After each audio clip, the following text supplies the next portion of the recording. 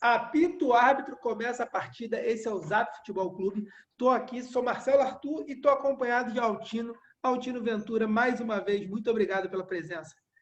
Tudo certo aí? Tudo certo, Marcelo? Boa tarde, tudo bem? Mais uma vez aqui a nossa bate-papo semanal, já está virando uma tradição e vamos comentar tudo o que aconteceu, o que vai acontecer e fazer um balanço geral aí, né, no futebol brasileiro e internacional. Então, para começar esse bate-papo bem dinâmico, o primeiro vídeo que a gente tem aqui é a abertura com destaques internacionais e depois, no final Sim. desse vídeo a gente ainda comenta as análises das oitavas de final. Quer começar pelas oitavas de final? Quer comentar os destaques internacionais? O que você prefere? Para onde a gente vai? Podemos fazer os destaques internacionais, né? Teve Champions League e Liga Europa, né? Na verdade, a fase de grupos, né? Vamos começar aqui, então, com Champions League, né? Os destaques, né? No grupo A foi o Bayern de Munique, que ganhou fora de casa com o Red Bull de 6-2, foi um resultado espetacular. O Bayern de Munique continua com 100% no grupo A. No grupo B, o destaque foi a vitória do Real Madrid em cima da Inter de Milão por 3-2. O Real Madrid respirando, tentando buscar a classificação.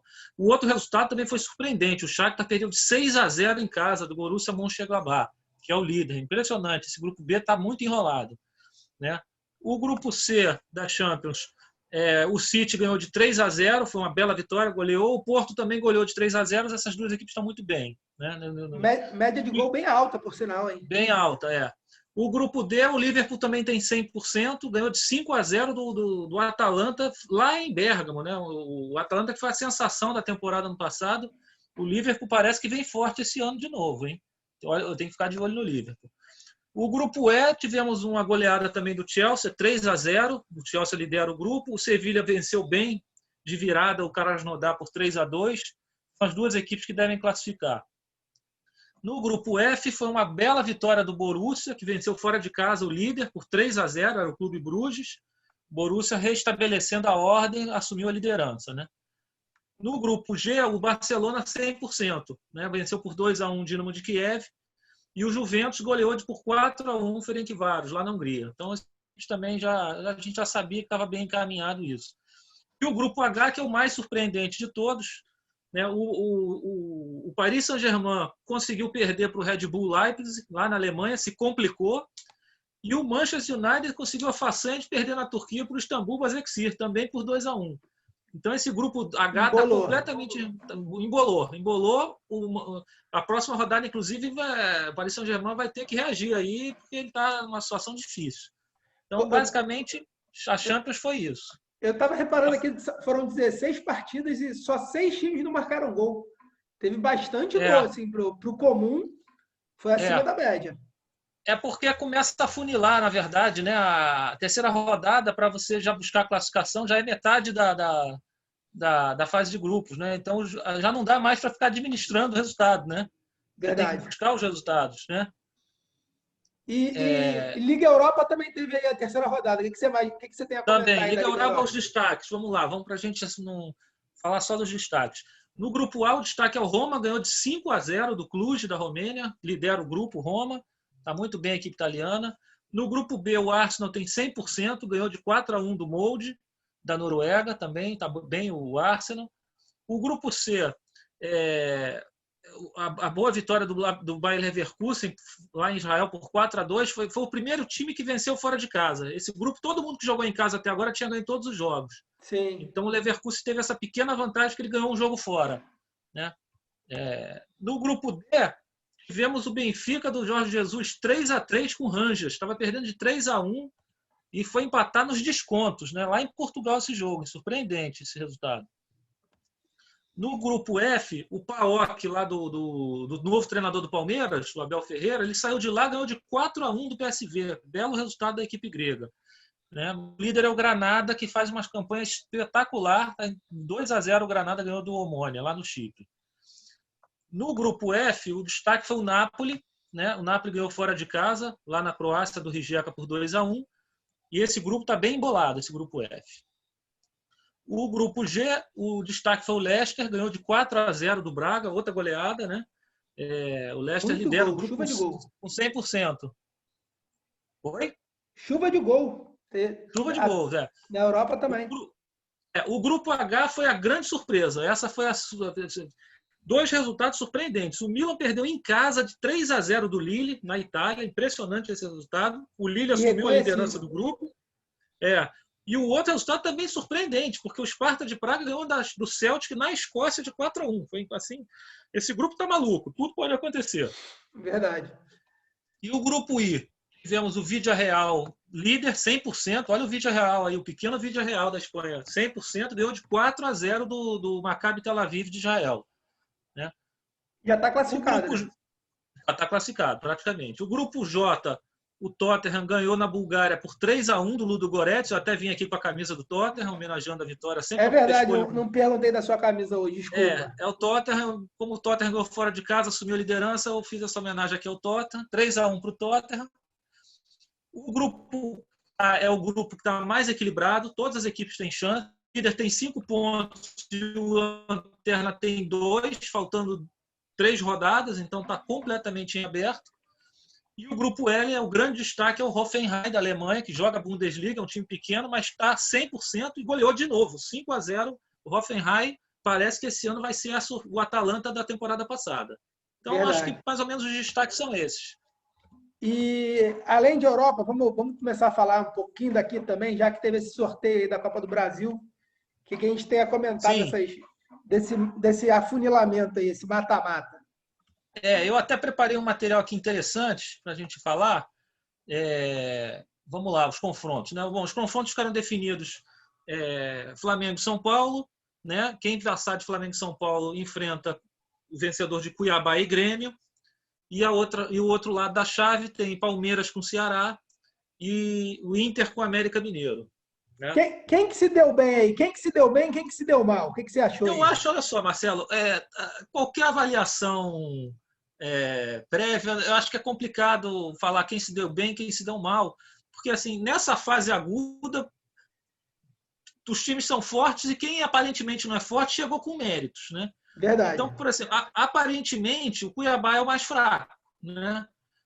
Se a gente for pensar, eu nem considero o América Mineiro, porque o América Mineiro faz uma campanha, não é nem na Copa do Brasil, nem no Brasileiro da Série B, no ano inteiro o América Mineiro liderou o Campeonato Mineiro, as pessoas se esquecem disso. Então, assim, o América Mineiro é uma equipe que está na Série B, mas ela está jogando futebol de Série A. Então, eu nem considero uma equipe tão abaixo, né? O Ceará é uma equipe que está bem na Série A, né? E o Cuiabá é que seria o patinho feio. Então, teoricamente, o Grêmio teria sido o grande beneficiado pegar o Cuiabá, né? Só que a gente tem que lembrar que o Grêmio, na fase anterior, nas oitavas, ele pegou talvez o adversário mais fraco, que era o Juventude, né? É verdade. Né? E passou aperto. Ele passou no fio da navalha. Então, encontrou o gol ali no finalzinho, né? E no primeiro jogo, o Juventude perdeu um gol lá David, né? Incrível, né? Então, assim, então o Grêmio ele tem que melhorar o padrão de futebol dele, porque assim, não adianta pegar adversário fraco, teoricamente fraco, mas que está com consistência como o Cuiabá, que eliminou o Botafogo com autoridade, né? Então, eu te pergunto, se o Cuiabá passar é uma surpresa? Ou pode... Não é surpresa. Para mim, é isso que eu estou te falando, não tem nenhuma surpresa. Qualquer resultado pode acontecer. Verdade, em todos eles. Acontecer. Eu não vejo nenhum absurdo. Então, por exemplo, eu montei aqui, só para você ter uma ideia. Manda lá. Eu fiquei aqui no casinho aqui dos times. Né? O Cuiabá, ele tem 11 participações na Copa do Brasil, tem um ranking 60. Nessa edição, ele eliminou o Botafogo porque ele entrou nas oitavas. Então, ele só jogou um jogo. Né? O Cuiabá ele tem 2 confrontos até hoje com equipes gaúchas, né? Em Copa do Brasil. Ele venceu uma vez o pequeno Aimoré e tem uma eliminação contra o Inter. Tá? Então, esse confronto com o Grêmio é inédito, tá? Entre o Cuiabá com gaúchos. Já o Grêmio tem 5 títulos de Copa do Brasil, ele é o segundo do ranking, 27 participações, e ele, nessa edição, só enfrentou o Juventude, que ele também entrou nas oitavas. Tá? O Grêmio, contra times do Mato Grosso, ele tem 100% na Copa do Brasil. Ele tem 5 confrontos, as 5 vezes ele passou. Uma contra o Misto, uma contra o Sorriso, uma contra o União, outra com o Araguaia e o Jaciara. Tudo time pequeno. né? Então ele vai enfrentar mais um Mato Grossense agora. Então a pressão está toda O em cima do próprio Grêmio. Cuiabá, 5 anos atrás, era um time do mesmo nível que esses daí, né? É porque agora Exatamente. tá tendo um investimento. Exatamente. Sim, esse é o histórico do Cuiabá com o Grêmio. Aí vamos agora para o confronto do Inter aqui, né? Vamos continuar nos gaúchos. O Inter contra o América Mineiro, aí já é um confronto bem mais equilibrado. Eu, particularmente, depois a gente vai falar nos palpites, eu acho que é um jogo perigosíssimo para o Inter, entendeu? O América Mineiro está com muita consistência. O Lisca doido, que é um pouco folclórico, é um bom treinador, tem feito um bom trabalho. O América Mineiro é um time paga em dia, tem uma situação financeira bem estável, faz uma Série B para subir, vai subir. Então, assim, o time do Inter, o elenco, eu acho um bem enxuto e bem modesto. Eu não acho esse time do Inter tão bom como muita gente acha. Acho um time que carece técnica. Numa, Então, eu acho numa o confronto conversa aqui entre equilibrado. amigos, eu falei que talvez o Inter está tendo ali a dependência do jogador principal. Quando ele não joga, o Inter não apresenta um bom futebol. Será que tem algum fundamento isso? Pois Quando o Galhardo não participa, o time o sente Inter, muito. Exato, é o Galhardo que não vai manter o nível, né? É como o Cano, né? Todo mundo oscila, ele não vai conseguir manter aquele nível alto do campeonato inteiro, né? Enfim, então não Olha, sei. o A Pedro situação está do Inter, conseguindo, hein? eu acho O que Pedro não está parando, não, hein? se eu fosse cravar aqui, a grande surpresa, a grande zebra das quartas, para mim, seria a eliminação do Inter, a mais provável. Eu cravaria isso. Então, aqui, aí eu levantei aqui os dados históricos, né? Vai. O Inter tem um título da Copa do Brasil, um título, 9º do ranking, 25 participações. Nessa edição só enfrentou o Atlético Goianiense porque ele também veio das oitavas. O Inter, olha que interessante isso, Marcelo. Mineiros, tá? 3 vezes ele passou, 3 vezes ele foi eliminado. Tá? Opa, tá dentro da Então, média. foi metade da meio a meio. As vezes que ele passou, foi uma contra o Vila Nova, uma contra o próprio América Mineiro e uma contra o Cruzeiro. Tá? E as 3 eliminações do Inter para Mineiros foram 2 para o Galo, 2 para a gente, e uma para o América Mineiro. Opa. Então, assim, é um confronto que já aconteceu 2 vezes e cada um ganhou uma vez. Tá? Esse é o histórico. O América Mineiro ele tem um ranking 36, 22 participações. Ele começou a Copa do Brasil desde o início, então assim ele já acumulou um dinheiro forte. Ele vem ganhando cada etapa, né, a premiação. Ele eliminou já esse do Amapá, o Operário do Paraná, a Ferroviária de Araraquara, a Ponte Preta e agora o Corinthians. Então ele vem numa crescente. Você veja que os adversários estão subindo de nível. É a 4ª eliminação, né? seguida do Lisca doido contra o Corinthians, né? Vale deixar esse comentário. Pois é, também, pois é. E aí o América Mineiro contra Gaúchos, ele tem 3 confrontos. Ele tem uma vitória, que é contra o próprio, uma contra o Inter e uma contra o Juventude. Tá? Então, é um confronto aí que se desenha muito interessante esse Inter. Tá? Podemos passar para o outro ou você quer falar alguma coisa? Eu queria só deixar claro que, Lisca, se você estiver assistindo esse vídeo, por favor, treine o Fluminense. Eu canso de falar isso, que eu gosto do estilo do Lisca. Ele é abusado, ao mesmo tempo que ele é abusado, ele consegue... Me fala aí quem é o principal jogador do América Mineiro. Não tem, ele joga sem ter um camisa 10, sem ter um jogador principal. Não tem. E eu gosto disso. Não tem. E eu vi ontem ele falando na televisão, teve uma entrevista com ele, estavam falando que a folha salarial do Corinthians é 12 milhões. Né? E a do América Mineiro, perguntaram para ele disse que gira na faixa de 1.200, 10% da do Corinthians. E ele eliminou o Corinthians. Né? Então, enfim. Mas eu também gosto dele, acho ele bom treinador. Não, eu acho só que ele não teve ainda a oportunidade de treinar clubes de maior expressão. Pelo menos eu não me recordo. Sim. Ele sempre está ali no Goiás, no América Mineiro. Mas talvez até quando for para um time grande de expressão, pode até não dar sorte de não conseguir fazer um trabalho tão bom. Pode pesar a camisa. Mas sim. eu queria ver. Ele teve uma passagem rápida, tampão, meio de interino no Internacional, mas foi uma coisa muito rápida, não foi efetivado, né? Sim. Mas vamos ver, eu também acho uma boa. Vamos lá. Vamos para o Palmeiras e Ceará? Palmeiras e Ceará. Palmeiras Né? e Ceará, vamos lá.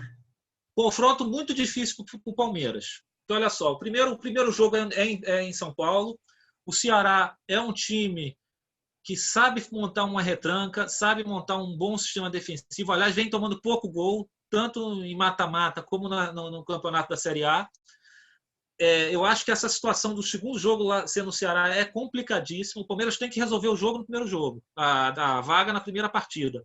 E o Palmeiras vai ter os desfalques também na seleção, assim como o Flamengo. Né? Então, o Palmeiras vai jogar desfalcado e tem que resolver o problema contra o Ceará, porque se deixar para o segundo jogo, o Ceará já mostrou contra o Santos o que ele fez. Ele conduziu muito bem o confronto anterior.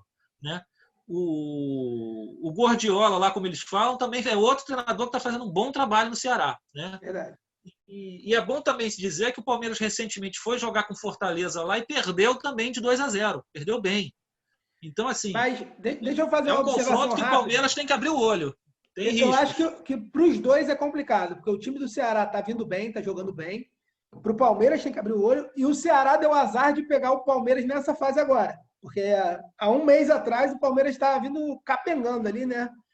Escorregando. Talvez se o Palmeiras pegasse o Ceará na rodada anterior, o Ceará fosse mais interessante. Mas o Palmeiras vai perder 4 a 5 jogadores, né? Para a seleção. Né? Ele perde o Gustavo Gomes para a seleção do Paraguai. Também, né? Perde o lateral esquerdo, que é o uruguaio. Perde o goleiro, o Everton. E perde o Gabriel Menino. Né? Acho que foram 4 convocados. Sim. Então, assim, tem problemas. Então, vamos lá. Mas vai ser um bom jogo. Vai ser um jogo vai ser um bom jogo. Vamos aqui os dados que eu levantei. O Palmeiras tem 3 títulos de Copa do Brasil. É o quarto do ranking, 24 participações. Eliminou o Bragantino, porque ele entrou nas oitavas. Né? O Palmeiras tem 4 confrontos contra times cearenses. Ele ganhou 3 vezes, 2 contra o próprio Ceará, 1 contra o Pequeno Horizonte. E tem uma eliminação que foi contra o próprio Ceará. Então é um confronto que também já tem história. Por enquanto está 2-1 para o Palmeiras. Tá? O Ceará, ele por enquanto é um dos que nunca foi campeão da Copa do Brasil. Ele tem vice-campeonato. Né? Ele é o 19º colocado, 25 participações. Foi contra o Grêmio, foi no ano de 94, eu acho. Não me recordo. Ele perdeu a final para o Grêmio. Não, foi para o Grêmio, foi 94, com certeza. E o Ceará, assim como o América Mineiro, é uma equipe que vem desde a primeira fase da Copa do Brasil. Então ele já tem uma premiação já muito boa esse ano. Então ele eliminou na primeira fase o Bragantino do Pará, depois eliminou o Oeste, que é uma equipe de Série B, depois eliminou o Vitória da Bahia, o Brusque, que era a sensação, e agora eliminou o Santos. Então a trajetória do Ceará também é uma trajetória interessante. Sim. E o Ceará tem 9 confrontos contra equipes paulistas. Ele ganhou 4 vezes contra o Grêmio Prudente, o Palmeiras, o próprio Palmeiras, o Oeste e o Santos. O Santos, inclusive, foi esse ano. E 5 derrotas, 5 eliminações para paulistas. 2 para o Palmeiras, 2 para o São Paulo e 1 para o Corinthians. Então esse é o histórico aí de Palmeiras e Ceará. Quer falar mais alguma coisa aí? Faça uma análise aí. Não tem análise nenhuma. Eu acho que o momento do Palmeiras está melhor. Assim, o Palmeiras tem mais elenco para jogos de ida, jogos de volta. Eu acho que o Ceará sente um pouco mais, apesar de achar que o menino Vinícius lá acho que ele, não sei se é camisa 10 do Ceará, mas o Vinícius, que agora ele foi do Fluminense, né? Cismou em ser chamado de Vina. Puta que pariu. Desculpa o palavrão. Mas, pô, já tem um Vina no Palmeiras. Aí vai ser um jogo com 2 Vina. 2 Vinas, Ele foi do Fluminense, não foi, Marcelo? Foi. Ele jogava bem. Mas ele é de Xerém? Ele é cria de Xerém, não? Aí você me faz aquelas perguntas que eu não consigo responder, né? Eu gostaria de responder, mas acho que não é não. Acho que ele já chegou aqui um pouco mais Já chegou pronto. Tá.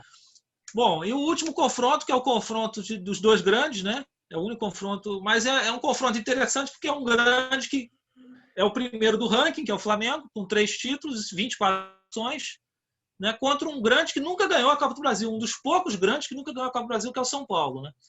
São Paulo tem um vice-campeonato, o 14º do ranking, 20 participações, eliminou o Fortaleza, ele entrou nas oitavas, e o Flamengo também entrou nas oitavas e eliminou o Atlético Paranaense. Tá? eu peguei os confrontos aqui. O São Paulo ele tem 5 confrontos em Copa do Brasil com times cariocas. Ele venceu 3. Foram 2 contra o Vasco e 1 contra o Madureira. E tem 2 eliminações. 1 contra o Botafogo e 1 contra o Vasco. Então, Flamengo e São Paulo nunca se enfrentaram na Copa do Brasil. Um confronto inédito. O Flamengo já tem 12 confrontos contra paulistas, né? Ele venceu 8 desses confrontos e perdeu 4. Né? As 4 eliminações do Flamengo foi aquela final para o Santo André, Santos, Corinthians e Palmeiras. E as 8 vitórias do Flamengo foram 2 contra o Corinthians, 2 contra a Ponte, 2 contra o Guarani, 1 contra o Palmeiras e 1 contra o Santos. Então, assim, o currículo do Flamengo em Copa do Brasil é muito mais pesado que o do São Paulo, né? Inegavelmente. Sim. O São Paulo tem um certo fantasma com relação à Copa do Brasil, né? Historicamente, o São Paulo tem eliminações traumáticas. Chegou uma vez só numa final, perdeu de uma maneira trágica para o Cruzeiro também, né? Mas, assim, e poucas semifinais. O São Paulo não é uma equipe que costume bem nas semifinais. Chegou muito Copa na Brasil. Libertadores. Nos últimos 20 anos, chegou muito na Libertadores. Né? Sim, muito mais. Ele é um trauma muito pesado para a torcida do São Paulo, a Copa do Brasil, né? E já veio da fase anterior passando na navalha contra o Fortaleza, né? Correu muito risco, parecia que estava ganho, deixou tomar um empate, foi para os pênaltis, foi aquele drama dos pênaltis. Então, assim, e o momento do São Paulo aí com a eliminação do Lanús também é complicado. Pois é, né? ainda tem isso. A batata está assando. Assim, o São Paulo, esse confronto, eu acho que, assim, em tese, o Flamengo seria apontado como favorito pelo elenco, por ter mais história na Copa do Brasil. O São Paulo vem de 27 eliminações em mata-mata na sequência, em 10 anos. Então, assim, o Flamengo seria, teoricamente, o favorito. Não teria como. Mas tem um porém, que o Flamengo vai perder vários jogadores para a seleção, né? E alguns que estão machucados. Então, assim, eu acho que isso vai acabar nivelando o confronto em que tudo pode acontecer. Né? O Flamengo vai perder peças importantes. Houve um confronto entre eles na semana passada, foi 4-1 no Maracanã, um jogo meio esquisito. Né? Isso, de uma certa maneira, pode acender um sinal de alerta no Flamengo e encarar o jogo de outra maneira. É uma forma também do Domi trabalhar, ver o jogo e ver ajustes que podem ser feitos. Então, é um confronto que vai ser pesado e eu acho que vai ser o grande destaque aí dessas quartas de final. Futebol tem dessas coisas. Eu até estava comentando que essa derrota que o Flamengo teve para o São Paulo foi na hora certa. Porque um placar tão elástico num jogo de mata-mata para depois ter um jogo de volta complica um pouco mais, né? Muito, sem dúvida. Então, talvez essa derrota para o Flamengo tenha sido numa hora certa, assim, até de aprendizado mesmo, de conseguir jogar contra o jogo do Fernando Diniz. Isso. E eu acho que, primeiramente, queria te parabenizar pelos dados, porque, para mim, foi bastante interessante ter esse escopo maior, entender um pouco mais do... Sim. Até você comentou uma coisa interessante ali, pegou times do Mato Grosso. Eu fiquei pensando assim, cara, quantos times do Mato Grosso eu conheço de cabeça? E aí, tu foi falando, eu fui reconhecendo, a maioria eu conhecia, mas... Eu acho que esse tipo de dado agrega para você entender o que vem pela frente, né? Sim, com certeza. E depois eu posso até fazer um áudio específico de Copa do Brasil com isso, se você achar interessante, né? Acho válido. Acho que é interessante porque a pessoa... Até quando você veio comentando, quando por exemplo, que o Flamengo teve campeonato, você pode comentar também o ano. Porque aí fica bem marcado para você ver há quantos anos não ganha. Perfeito. Mas acho que é isso. Acho que para primeiro vídeo tá excelente. Material aí fino para quem gosta de futebol. Imagino quanto tempo você levou para fazer esse levantamento. Provavelmente muito mais do que a duração dessa live. Pô, esse levantamento eu fiz... Não, eu fiz isso em 5 minutos, rapaz. Não desvaloriza, já tenho isso pronto. Eu tô levantando. Eu já tenho pronto, rapaz. Mas beleza, vamos fechar esse primeiro então e daqui a pouco a gente fala sobre a análise da última rodada do Brasileirão. A última rodada. E dessa vez a gente vai fazer separado. A gente vai falar especificadamente os 5 paulistas, os 4 cariocas, vir falando de estado em estado. Dos demais. Perfeito. Mas acho que vai ficar interessante. Fechou então esse, Altino. Obrigado. Valeu, Marcelo. Grande abraço.